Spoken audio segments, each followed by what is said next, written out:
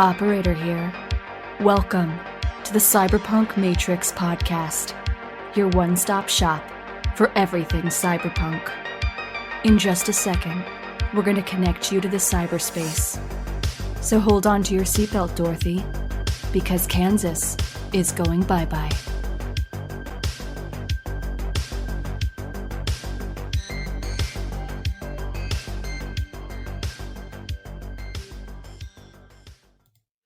All right, hello and welcome. This is your host, Alex, and you have reached the Cyberpunk Matrix podcast, your one-stop shop for everything cyberpunk. Today I'm joined by cyberpunk writer and author Matthew A. Goodwin, who has written a cyberpunk saga consisting of 5 books in the Thuto World universe, if I'm not mistaken, starting with book 1 Into Neon. Matthew, welcome to the podcast. How's it going? I'm great. Thank you so much for having me on. Oh, it's my pleasure. So I'm going to start off with the same kind of question that I ask everyone who comes on the podcast. What is your definition of cyberpunk? How would you describe this genre? I really think that's a great starting point because cyberpunk is one of those things that's sort of like that old joke about pornography. It's hard to define, but I know it when I see it. If you've ever spent time on Reddit or on any of the cyberpunk forums, the biggest debate all the time is what is cyberpunk? Is this cyberpunk? Is that property cyberpunk? Sure. Go into one of those rooms and say, is the fifth element cyberpunk? No two people are going to give you the same answer. Yeah. For me, I'm pretty much a classicist, so I'll say it's high tech, low life. If you've got the advanced technologies and the sort of hard living for most of the people and the wealthy elite, that's going to be a good foundation for cyberpunk.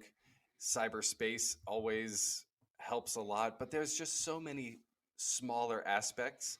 It seems that you now need a cyberpunk aesthetic as well, with Ridley Scott sort of setting the tone for how cyberpunk looks with Blade Runner.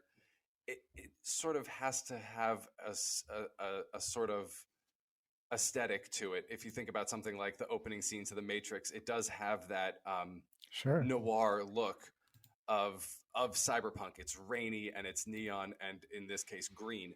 But I think that is also very cyberpunk. But it's one of those things that we could probably spend the next hour just listing elements that tend to be cyberpunk. I think flying cars are often among the list there too. Yeah. For sure. Although I don't think there are any flying cars in the Matrix, and that would be, well, flying vehicles, sure. But I think this is a really interesting question for you specifically, Matthew, because you went out and wrote not just one, but multiple books. And I'm looking at your website here just to see the cover art, and they all look very neon. Very cyberpunky. They're almost all raining in some sort. And you went out and decided to call them all a cyberpunk saga. You put the name cyberpunk into these books. So how do you know that your series is cyberpunk? Like, how do you recognize it? And what made you decide to want to start this series? Oh, well, that's a great question. So I'll start with the second question first. The reason I wrote this series, so I did NaNoWriMo, so National Novel Writing Month, a few years ago. I want to say 3 years ago, and I wrote a fantasy novel because I've always loved fantasy.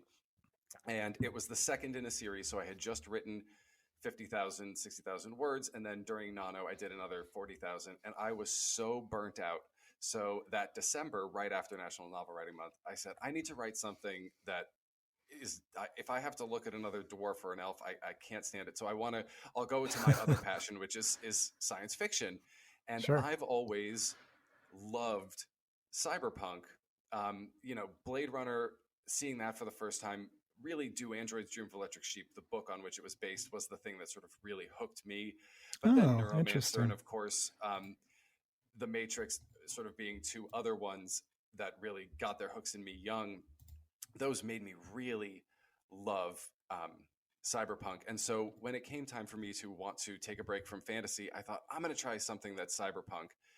And that's how I started writing a cyberpunk saga. And as it developed, as writing the first book developed, I realized this is going to be one of those things that might turn into a series.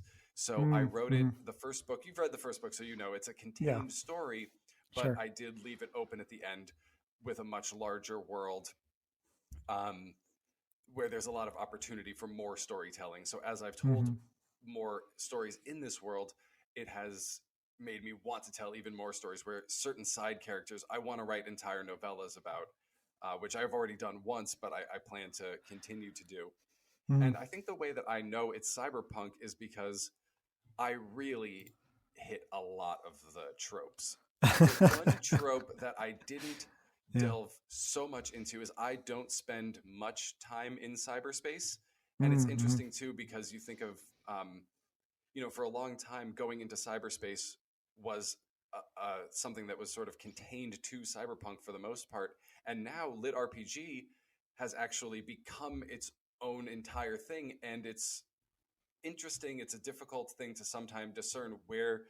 I mean, lit RPG is its own specific thing, but you could do a cyberpunk story with lit RPG elements. I think Ready Player One being the most um, specific example of that. I think you could Hmm. argue that Ready Player One is both cyberpunk and lit RPG, and so I just think that's sort of an interesting thing. But for my books, it has augmented people, it has uh, a digital world, it does have evil mega corporations, it does have ruffians fighting the power, it has Hmm. gangs, it has mega cities, neon, ramen shops. I mean, I hit like for the first book, I hit every single trope. I've moved away from that now as I've found my own voice and developed my own world. But you've read into Neon, it really it hits every single cyberpunk trope that I could find. And Yeah. if you're a Mm. really sorry, go ahead. Go ahead. I was gonna say if you're a cyberpunk fan, I have put more Easter eggs in that first book. I mean, it is ridiculous. I think I reference almost every single cyberpunk property in that first book. I think I referenced Deus Ex within like the first 2 pages, even. Yeah. Um, but there's a lot of things I snuck in there. I feel like I caught some of those, but now that you're saying how many there are, I feel like I must have missed a lot more. I definitely, I just wanted to say, I remember when Moss gets out of that corporate city and lands for the first time with this taxi, I believe, into the gritty, rainy streets. I'm like, okay, here we go. it just it fitted so well, and your characters were really fun, and I really enjoyed it. Actually, since starting this blog, I've had a few other authors reach out to me, and I won't mention who they are, but not everyone's content is easy to read. There was one author in particular that I really wanted to review, but I just couldn't get past his style of writing. He was doing way too much exposition, and I had to put it down, and I feel bad, but I didn't want to write a bad review, and it wasn't compelling enough for me to finish, and so I decided to just stop. But that was not at all the case with Into Neon. I mean, this was a page turner. It was really fast and fun. It reminded me of Ready Player One also, because I read that like 3 times because it's just such a page turner. And yeah, it was really great. And I haven't been able to find books quite as fast paced as that one. Oh well, So thank you for saying that, and I think you're also hitting on something that's sort of unique to cyberpunk. Cyberpunk tends toward dark and gritty, and oftentimes not slow, but a little dense, maybe more dense. sure, And yeah. I really didn't want to go that direction with my series. I love those books. I love that Neuromancer, that old joke, like Neuromancer requires a PhD just to read. I love Neuromancer, but that is just not what I set out to write. I thought it would be more fun to write something that was a little bit more like an action adventure. Some of the things that I Hmm. grew up loving, like Star Hmm. Wars, you know, um, I think there's room for all types of storytelling in any genre. So while cyberpunk tends to be much, much darker, I tried to approach dark subjects with a bit of a lighter touch, with trying to be a bit more fun. with a lot of those things. Yeah, And I hope I succeeded. I enjoy the world that I've created, so I guess that's something anyway. At least I enjoy it.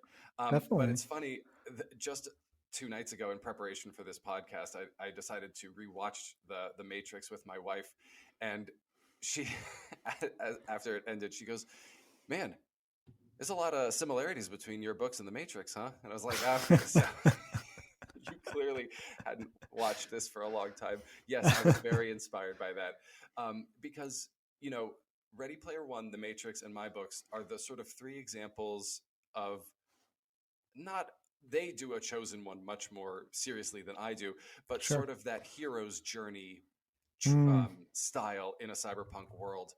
Um, when I wrote my fantasy series, I did a noir murder mystery, hmm, which is much more in keeping with what you see in cyberpunk. And then, of course, I sure. turned to cyberpunk and I decided to do a hero's journey, Hero's which journey. you always see in fantasy, Yeah. because clearly I am an idiot.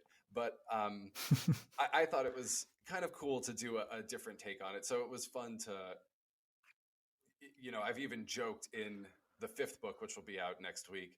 I make a couple of jokes where people have started to call Moss the chosen one, and he does not like it because that is not at all how he feels or really what he is like. That's really interesting. I mean, well, Neo was convinced that he wasn't the one, and then the Oracle told him he wasn't the one, and then he was like, "Well, okay then, but maybe I can change that script." Yeah, no, but I think that your book was really fun, like I said, and the hero's journey is old because it works. I mean, it's so classic. You have back to the Iliad and the Odyssey, stories of heroes overcoming obstacles, and sometimes I watch a movie or I read a book, and there is no goal that's outlined at the beginning. There's no challenge. Things just kind of happen. And that's not compelling at all. Those kinds of stories are things that I very quickly kind of put down. But I wanted to go back, Matthew, to something that you said that I sort of am familiar with, but clearly not enough. Can you describe to me what is lit RPG exactly? Oh, okay. So lit RPG is it's a newer subgenre of science fiction, and basically it is stories that are told where the main character is a person playing a role playing game either online or in a digital world. So it's very Oh, clearly set out where the main character is experiencing their story, their hero's journey, whatever it is, but in a video game, very clearly marked as a video game. So they level up and they will gain loot and all of the things that you think about of a role mm, playing game, hmm. but it's being told as a story, as literature. So that's where the lit RPG comes from. Oh, okay. So it's basically a story with an avatar. 100%, and it's become very popular. I set up, not intentionally, but I set up what is going to be a lit RPG novella that takes place between books 3 and 4 of my Cyberpunk Saga series, where one of the characters goes missing, and the way that they reconnect with them is through meeting them in the online world. And I realized, oh, that's a lit RPG story, so I started to write that as just a prologue, and I realized, oh, this is a much bigger story, and it's actually a different genre. So I will save this story, and later on, I can tell it as its own whole standalone lit RPG book. Oh, okay. Oh, it's very interesting. Yeah, that reminds me of you mentioned NaNoWriMo as your beginning for your journey into writing. And I know that because actually the first guest on the podcast, Stephen, he did NaNoWriMo as well. And he entered a writing competition where he had to create a character, and someone else was creating the contest. And so then different writers would write in using the character that they made up, their own way of how they would move on in this tournament. And so I wrote alongside him. And then once he lost in round 3 or 4, the character that I made up with continued. And I actually created a full standalone book just for fun as a hobby. That is really cool. Based on, but I mean, I was taking a lot of all the characters that appear in this book that I made were from other characters writing in this writing competition for NaNoWriMo. So it was a fun little, you know, summer That sounds thing. really interesting and very Yeah. difficult. Yeah. Well, it ends up being a fantasy, and it's I mean, all the characters are completely wild and completely different from each other. Um, but it was fun. It was fun. So I can see how that's interesting to do, but also like it can burn you out a lot. Oh, but it sounds like such an interesting exercise too. You know, of course, when you create all the characters yourself, they are going to, in some ways, have a version of your voice. Hopefully, you can make them distinct and all that. But Yeah. um, to have to then write in somebody else's voice with a character that somebody else created, I think is actually really a cool exercise and probably exhausting and difficult. Well, I found that it was actually easier because what happens is for each character, they create a character sheet with the motivations and a bit of their back history. And so I didn't have to make those all up from scratch. And so one character was kind of, I could tell it was a Joker that was kind of modeled after the Joker, but had its own, it was more like a jester type. And I wouldn't have ever created that on my own, but I was able to take that character and kind of go with it. And so I am definitely very interested in one day writing my own cyberpunk novel. I have my own ideas about that, but it's not nearly as developed as you have of already 4 or 5 books in. Um, Well, but you have to understand, of course, you know, when I set out to write it, I part of the reason I also wanted to switch from my fantasy world was I had done that thing that I think a lot of authors do, where I had started writing my story Bible and my world Bible, and I spent so much time. I mean, my fantasy world, I think, has 24 different gods that I never mentioned once in any of the books because I wow. spent so much time developing this world. So when I set out to write into Neon, I started to create things more organically. Obviously, over time, I had to Mm, start outlining things much more detailed, and I had to start figuring out, okay, wait a minute, if if you have a private police force, other things need to change if government isn't controlling. But at first, I actually just sort of let things grow a bit organically. If I had an idea, I would just expound on it. I mean, you talked about Moss leaving the burbs. For me, the burbs was just, you know, like those that Microsoft campus where people lived at work, and I just yeah. sort of took that to the next evolution. Of course, it was a little odd writing something where everybody worked from home and everybody did computer jobs in their apartment that was subsidized by their employer, and then a year and a half later to watch as that actually happened in the world. I think that's one of the fun things about writing Yeah. cyberpunk. I saw a headline yesterday that said a woman or a guy was texting with his dead partner after they had been together, and this computer program used, you know, her emails to recreate her. And I was like, that is literally an episode of Black Mirror. Yeah. And it's Yeah. kind of cool to, it's cool and horrifying because cyberpunk being sort of dark and likes to focus on the perils of technology. So Mm. it's both cool and scary to watch as the world becomes the things that we write about. Absolutely. And I think that cyberpunk can perhaps evolve past that. Maybe we can discuss. I'm curious to see what your thoughts are about this because in my blog, one of my segments that I created organically just for fun is this cyberpunk, where I take things that seem tangentially cyberpunk. One of my favorite ones to do was I took um, what was it? It was the Wolverine movie that where he goes The to Wolverine, right? the Wolverine, yes, there we go. Where he goes to Japan, and suddenly I noticed, it's dark and gritty and rainy, and there's this big wealthy corporation, and then personal like feuding and all this stuff, and so he has to go in, and then there's even like a mecha warrior at the end.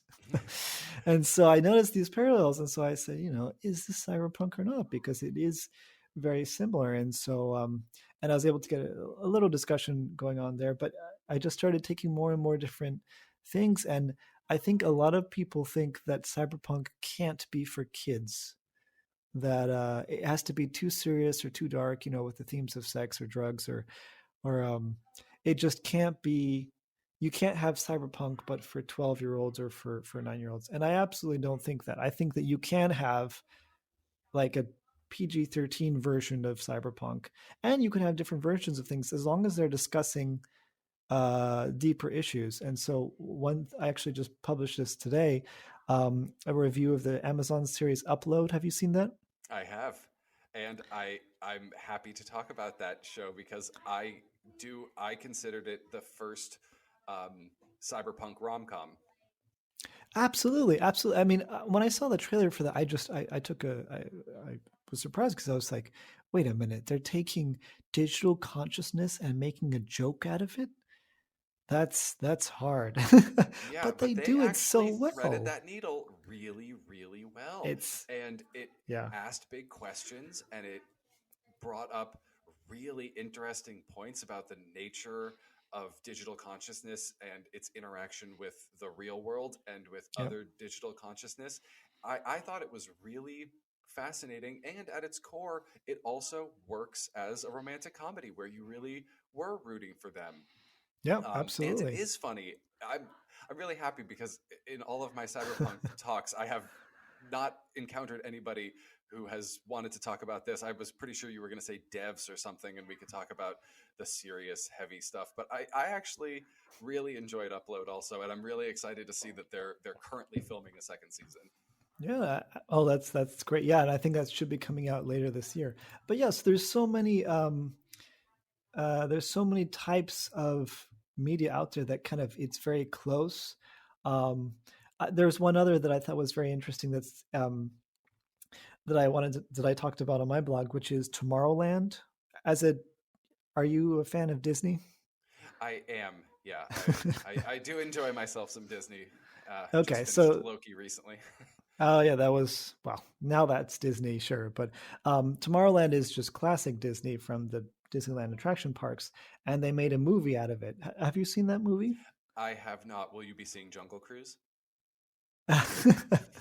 I will when it comes out. I think it's coming out very soon, if not today.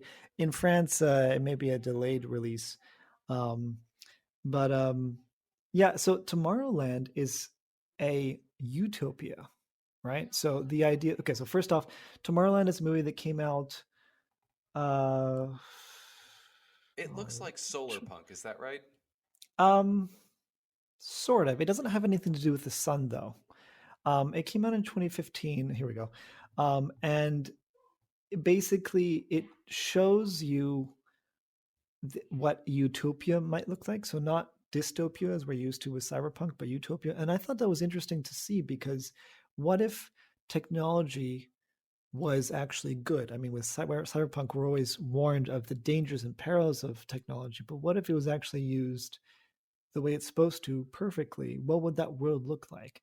And I took Tomorrowland to be an interesting example of the opposite of cyberpunk. So it's totally not cyberpunk, but by knowing the opposite of cyberpunk, we can kind of tell what is, right? So knowing through the opposites. Yeah, I think that's really great. And I think what you're describing is pretty close to solar punk, which is basically envisioning a world where we have green, sustainable technologies and we do solve the world's problems through technological means, through advancements, through human advancement. So I Okay. think that Yep. is.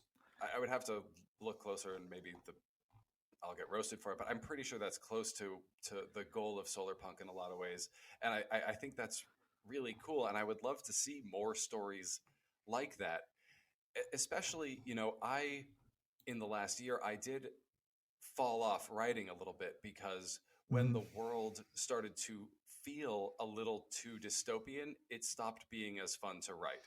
Yeah, I can see that. Yeah. So I do like optimism. I like the idea of telling a story where you do focus on the future tech, but that humans actually can get it right.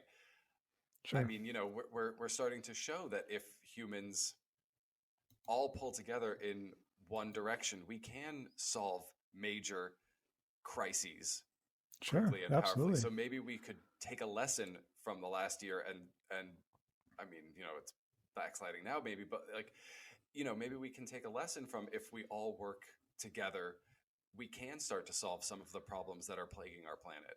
Right. Like most obviously now that we all had the same problem of COVID, Right. and we were able to find not one but like six different types of vaccines really fast, and now sharing all of them across the world, and coming to the next stage, which is these are helpful. If you're not vaccinated, you tend to be more likely to die than if you are. So Mhm. that's a pattern that you can observe. And maybe it's a good idea to take it. I don't know.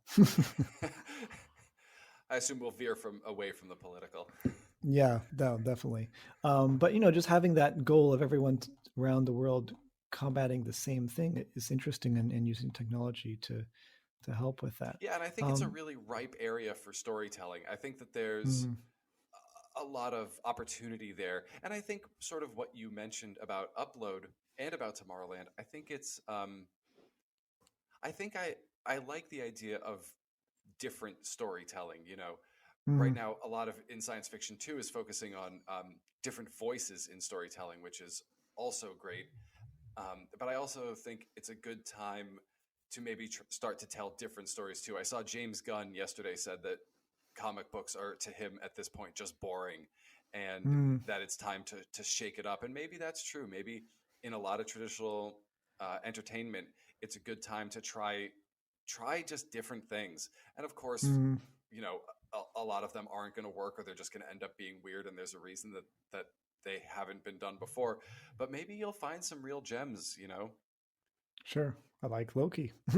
Yeah, right. The whole series of Loki did not feel like a superhero series to me at all. And WandaVision also felt very different up until the end. Right. Yeah. Falcon and Winter Soldier was definitely the most traditional Sure. comic book thing. I'm excited for What If. I think that's going to be cool too. But I Mm, was really happy to see that Marvel was willing to take some risks. You know, yeah. the superhero movies, while they were doing it for my money better than just about anybody, it is very formulaic, and the formula works, but Yeah. it is very formulaic. So it was nice. I mean, that first episode of WandaVision, those first 3 or 4 episodes, I was just gobsmacked because Yeah. it was so different and so unique. So different. Yeah. Now, Absolutely. the And last two it was episodes, very of course, interesting. just became traditional Hmm. comic book fare in a lot of ways. But that opening stuff, and I think Loki throughout the whole series just was willing to take some big swings. Hmm. I mean, when I saw Alligator Loki, I mean, that's just I can't even describe that feeling. I actually took it as straight. I was like, yeah, sure, why not? Yeah, I mean, at that point, you've Everything seen else was everything, that so you're like, sure. was so odd. I really did you like the what was the name of that planet that was getting destroyed? Mm-hmm. The one that was almost vaguely cyberpunk for like a hot second. Yeah. I'm sure you And recognized in it. Yeah. Falcon and Winter Soldier too, they went to Lowtown, which nobody was working too hard on coming up with that name. But when they go, I think it was called Lowtown, and Sure. I remember the cyberpunk forums the next day were going crazy with, "Oh man, Yeah. they really nailed the cyberpunk aesthetic. It was so cool to see." And and And it is then nice to see that sort of look. yeah. Yeah, absolutely. Um so let's come back to some of the main cyberpunk questions that I had.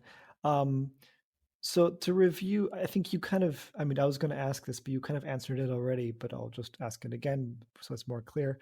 Um, what were the cyberpunk media that got you into cyberpunk? I think you mentioned The Matrix, the book Do Androids Dream of Electric Sheep?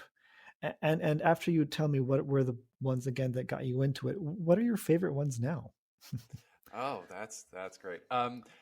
Yeah, so obviously, when I read Do Androids Dream of Electric Sheep the first time, I was blown away. I just remember thinking it was one of the coolest things I had ever seen or ever read. And then I went and watched Blade Runner. And then at the time, there was a Westwood Studios game of the same name of Blade Runner that I loved to play. And I still Hmm. have my original 4 disc CDs in my office, so I can't play it. Obviously, I can play it through digital, but you can't play Oh with yeah, CDs anymore. for But it's still emulator. cool. Yeah. But so the world of Blade Runner in all its iterations has always been a huge inspiration for me. And then, of course, reading Neuromancer. It, Hmm. I think the first time I probably didn't understand 10 words in the whole thing, but I It still was very confusing. Yeah. thought it was I still thought it was so cool, and it to this day I still circle back and reread it, sort of every other year. Sure.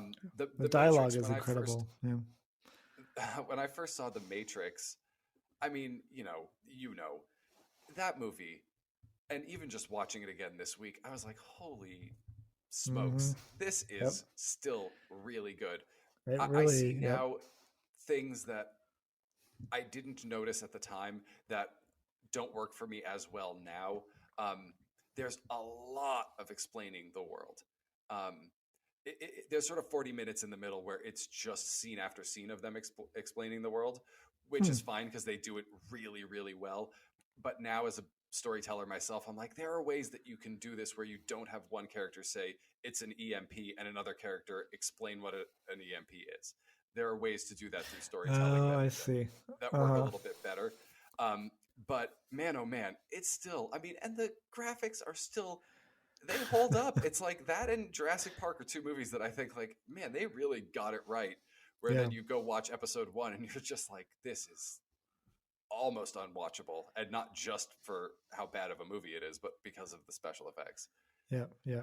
No, Um, those both were really good. I actually uh well, first disclaimer, I didn't actually like Blade Runner the first time I saw it, but I was you're not alone in much that. I was much older. I feel like I am though. I mean, I haven't really come across many cyberpunk fans who didn't like Blade Runner. Um, but also for the Matrix, I had heard about the Matrix, but then I saw Matrix Reloaded first, and I was very confused. I can't even imagine what that would be like. I got a vague sense of what it was, and but then it was interesting because when I saw the Matrix after Matrix Reloaded, the Matrix felt like a prelude or a prologue that explained the world, and so it was even more fun to be thrown in without any explanation, and then Oh, see, going back and going, oh, okay, that's kind of cool. I remember, I think the creators of Westworld said that for them, the first two seasons they considered that just a prologue for the actual show that they wanted to do. oh,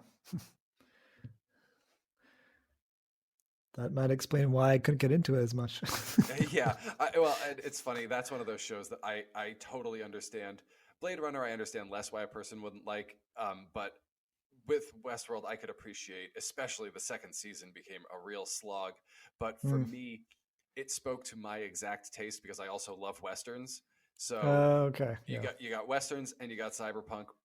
I'm all in, and plus, I yeah. actually loved the original movie when I was a kid. I saw it and I just thought it was so cool, and Yul Brynner was so cool, and I thought it was really interesting. And then the Itchy and Scratchy Land episode of The Simpsons just sort of solidified my love of the original Westworld. So I was thrilled Hmm. when the TV show came out, and season three really is cyberpunk. I mean, they get into some real cyberpunk stuff there.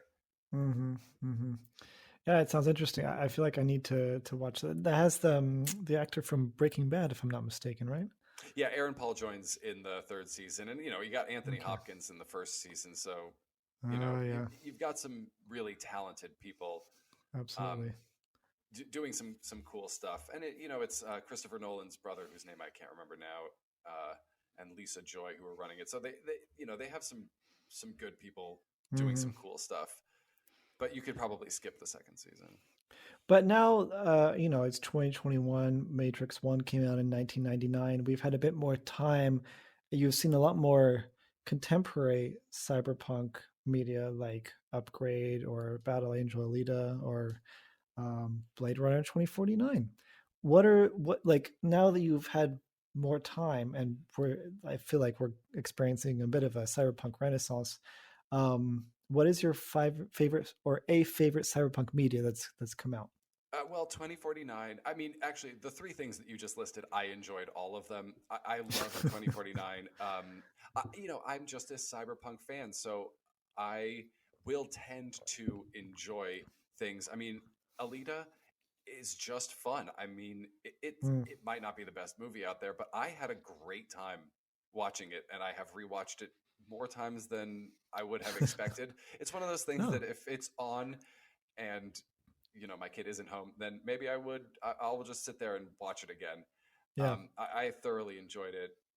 And Upgrade, I really liked Upgrade too. So you've listed three things that I really really enjoyed. I helped to kickstart Venus, which was a cyberpunk short film, and I really Oh, okay. enjoyed that too. I thought they did a phenomenal job with that, and I hope that it gets turned into a proper full length movie. And well, I'll admit it, I enjoyed Cyberpunk 2077, and I started playing it on night one, and it was really broken. But I still stuck with it and played it through to completion, and I was just happy to be running around in a cyberpunk world. If they're not going Yeah, to give me Deus Ex 4, then at least I had something. absolutely. I was going to actually ask you, and for me, it was the same thing that I bought it on. I think that's the first video game I've ever bought for full price on day one. I've never done that before. Like I always wait 2 years and then pay half the price. But this That's a one, smart way to do it. with the hype and everything, and I was like, no, I have to know what's going on. And which faction did you choose? Oh, so I was a street kid. Okay, You? standard. I was Nomad, but because the backstory of Nomad spoke to me more, so I moved Yeah, around for a me, bit growing up in San as a kid. Francisco, it So just felt like Street Kid was the thing mm, that I sort of connected to the most. Corpo definitely didn't feel. I mean, if I go back and play through, I will certainly want to try the other paths. But having done it once, I don't think I want to dip back in until they really fix it and expand it a little bit. yeah, I mean, Because I've wanted. Go ahead. it was fun to play, and I was just happy to be in a cyberpunk world, as I said. But man, I mean, there were times it was hard to play. I mean, my wife was sitting next to me, and I made a joke, and of course, it became a whole meme. I was like, "Man, I've picked up another fucking dildo over here. This is getting out of hand." And I'm happy that they fixed it really quickly. But I mean, it was ridiculous at first. Oh wow. Did you play on the PlayStation or? On Xbox One. Oh, okay. I played on the computer, so I didn't have that many bugs. At the beginning, there was the seeing the bushes in the distance problem, Hmm. but then it kind of got fixed very quickly. But then my Yeah, it issue sounds is that like they, PC was the way the way to do yeah, it. I think if I could have gone back, I definitely would have gotten it for PC instead. yeah. It's So just for the, hard because my computer is near my kids' room and the Xbox is in the living room, so that's literally the reason that I now play on a console more than on my PC. no, sure, yeah, that makes sense. If I weren't moving around so much, I would probably still be on. I had to leave my Xbox in the U.S. when I moved to France, so Oh no. I mean it's heavy and the power It is outage that. power is different, and the games don't even run because it depends on the screens. And anyways, but no, I mean I was able to get Steam, and so I do it like that, and Right. so it was You fine. have way more games than any console player. Yeah, exactly. But the problem is my computer doesn't have that much space. So for me, having a hot fix or whatever every other month of Right, 30 that are all 38 gigabytes, gigabytes. Yep. it's so right now I have to. I updated it before. It didn't play it because I was planning to play it, and then they came out with another hot fix, and I don't have enough space. So I just haven't updated it yet because I don't want to keep on taking stuff off and updating it. Right, and at this point, they're only going to keep adding. I mean, until you get an external hard drive or something to install it on, you're probably just not going to be able to play, I guess. Which is Yeah, unless if I which is delete fine because stuff. I think, as I said, I think they are going to go back and they're going to add more content and flesh it out a bit and do some of the things that they had sold us on when they were trying to sell the game. Sure. Obviously, I was hoping for it to be a huge success so that more people were really excited about Cyberpunk and wanted to buy all of my books immediately. But Oh yeah, you were I was really hoping connected that financially. yeah, it would have benefited me to get my books in front of more people.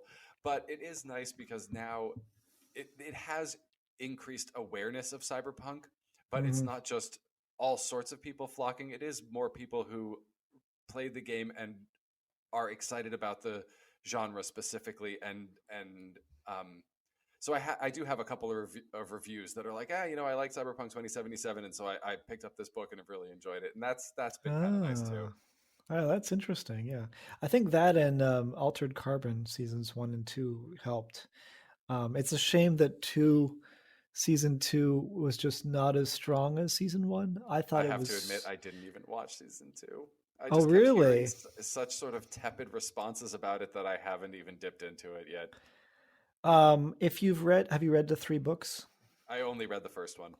Okay. I read the second and third. They're quite different. Book two is mainly on Mars and feels kind of military. And book three is kind of a confusing, never ending quest kind of thing. Hmm. It's kind of mixed together. He goes to a bunch of different places and he keeps on changing his team or his group. But I thought it was good. And so I wanted to watch season two because it takes elements of books two and three. Um, and so I thought it was good, but they really push the romance angle that was Mm. not in either one of the books. And I like Anthony Mackie in general. I've noticed he's been in several. Well, I mean, he was in a sort of cyberpunk other standalone movie on Netflix. Um, Yeah, so Netflix really wanted me to watch that. I remember seeing a lot of it at the time. yeah, and so I think it's still worth. I think it's still worth your time. You have I good know I will. actors, I will but circle around to it, and I like the world, and I too like Anthony Mackie. So I think I will definitely. I'll probably enjoy it more than a lot of the people who didn't enjoy it so much. But also sure, maybe just giving it some time. I won't go in with heightened expectations that I might have otherwise going in, because I really enjoyed the first season, yeah. and it's set a good tone. Um, although I know people have a lot of problems with it, but I thoroughly enjoyed it. Well, it doesn't seem like you're a cyberpunk purist, so I think you would enjoy it. Well, no, I mean, if my work is any evidence, I like cyberpunk world. I like cyberpunk questions, and I don't need it to be any one thing. I mean, what you were saying, that it couldn't be for kids. I think that's a great point. I think any genre should be open to any type of storytelling.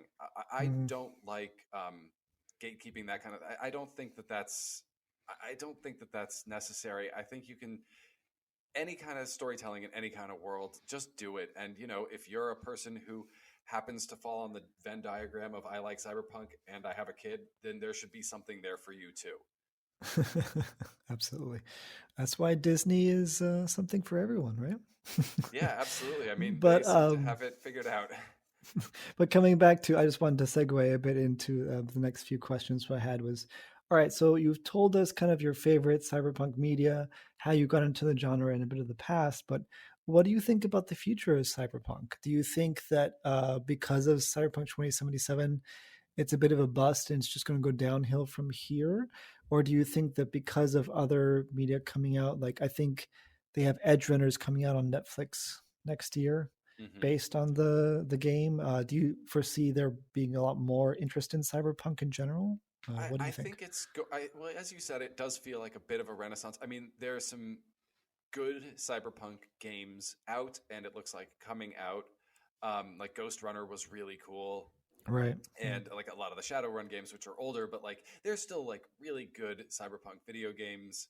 Oh, Cloudpunk was really cool. I actually wrote on a cyberpunk video game called Oh, Silicon Dreams. So I think that in gaming, there's a lot of really cool cyberpunk storytelling with The Matrix 4 coming out, and then yeah. Ready Player 2 having just come out. I think Yeah. that there is going to be a continued interest in the genre, but I don't know that it's going to explode the way it felt like it was going to when Cyberpunk 2077 was coming out, and then The Matrix and Ready Player 2 all in the same like 1 year span. It felt like, Mm. oh man, Cyberpunk is just going to land on everybody. And because the game didn't, I mean, it made news, but not in all of the wrong ways. yeah. So I think instead it's going to be sort of niche popular. It's going to stay what it has always been, which is Mm. popular among people who love cyberpunk or who So, somehow managed to stumble upon it.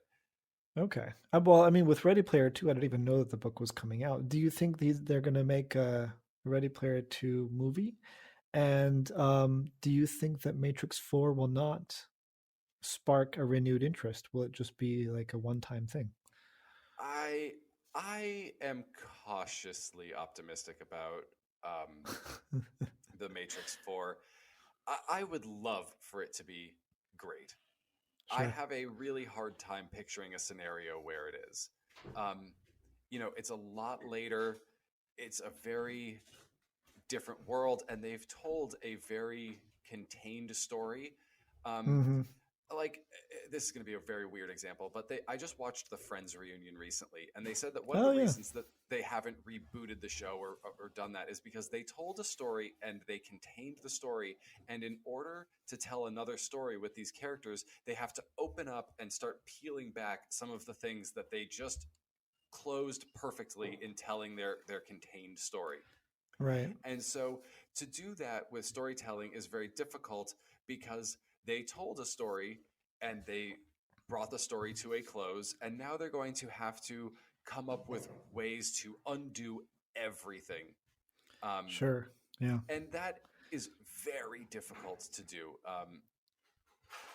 And like, the fact that Blade Runner 2049 was as good as it was shocked me. When I heard that they were going to tell another Blade Runner story that many years later, I was just sort of mortified. Like, just leave it alone. Clearly, nobody's touched it for a reason. I Yeah. was thrilled for more stories in that world, but I just was like, they're not going to get it right, and somehow they did. And we'll see what this new animated series, Black Lotus. We'll see how that looks. But so I'm a little nervous. I don't know how much of a renewed interest. On the other hand, if Matrix 4 is as revolutionary as the first Matrix was, you know, that would be great, and maybe we will get a sparked interest in cyberpunk going forward. I just don't see how that's even possible. But it might be like a minor bump. Yeah, I mean, it would be really something if they managed to pull it off again. Yeah, absolutely. Yeah, and then I mean, also I think 2049 was really good because it was Denis Villeneuve, right? Who did It that? was. And I'm really excited for Dune to come out too. That's Oh, a great me too. I science fiction-y. I think every science fiction fan. I mean, Dune is one of those things that I loved the other Dune, the Sci-Fi Channel Dune, and I liked the original Dune movie. And I think it's just because I like the source material so much that I will forgive a lot of sins. Mm-hmm. So if it's actually done properly, which I will have a hard time imagining it isn't going to be, I am over the moon excited for that. Yeah, it looks really good. I haven't seen the movie or the series, but I read the book and I'm not touching the other stuff because I just want to see this new movie and judge it on that. I don't want like I've Oh yeah, forgotten better not, enough of better it that you don't. that I don't want to go back and have it be spoiled. Sort of. Yeah, and Westwood Studios. So I mentioned them earlier with the Blade Runner game. They also made a Dune game back in the day that was Oh, of the sort of style of Command and Conquer, and I mm. loved that game too. So Dune is one of Oh those yeah. things that I'm happy to see it hopefully getting the treatment it deserves, and it looks like there's going to be a spin-off HBO Max show to sort of go with it. So I'm really Wow. excited for more Dune in my life. Very cool. All right, Matthew, I have one last question to wrap up this episode. Um, what do you think about the cyberpunk community? I feel like there was Cyberpunk Day last year that came out in October, I think, and I think you were part of that.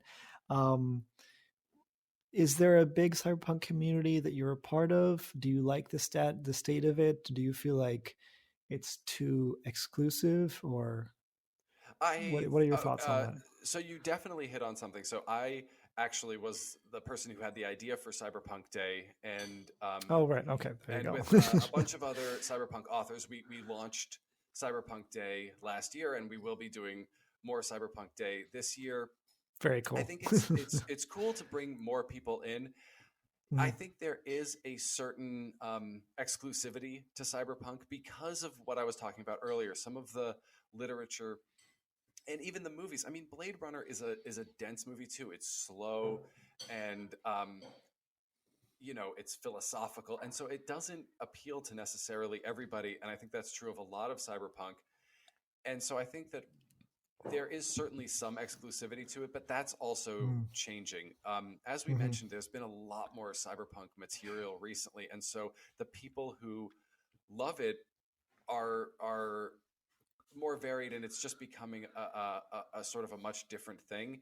And I've really connected so well with the cyberpunk community. I mean, look, this is the first time you and I are talking, and I feel like I would come on this podcast every week if you would let me. It's just been fun chatting with you. I think finding other like-minded people has been a real blast, and I so far am loving the cyberpunk community, and it's been nice that the cyberpunk community has so far embraced my work too. Obviously, there are some people who would much prefer different types of cyberpunk literature, but for the most part, you know, people seem to understand what I'm trying to go for with it, and it's been really working out. So I'm loving the cyberpunk community, and I'm really optimistic to continue to do Cyberpunk Day, and we'll do another sort of all virtual event this year, and then we're, you know, thinking about possibly doing an actual event the following year, so a year from October. So it would be really cool to start, you know, really expanding the cyberpunk community and getting the love of this genre out there. Absolutely, and I totally agree with you. I feel like they are in general very friendly and welcoming, and you know, you have some trolls on Facebook groups and whatnot, but in general, it's been a really positive experience for me as well. And like you said, that it's been great to talk to different people in the cyberpunk genre, and to start talking to them more often. And I hope to have you on the show again at some point. I'm still kind of figuring out where I want to take this podcast, but just being allowing me to connect to different people in genre has been really fun. Well, yeah, so, I mean, and certainly in October, if you want to get on and talk Cyberpunk Day, that would be really fun too. Absolutely, that sounds good. As long as I don't have any exams to give that day or anything in my real job. Oh yeah, that thing. Yeah. All right. Thanks so much, Matthew. This has been a lot of fun. Until next time, this has been the Cyberpunk Matrix podcast, your one-stop shop for everything cyberpunk. Make sure to check us out on YouTube, on the Cyberpunk Matrix blog, and soon on your favorite podcast streaming services. Over and out. You have just been in the cyberspace with your host, Alex. Welcome back to the desert of the real. If your upload was smooth, leave a 5-star review on iTunes and subscribe for more content.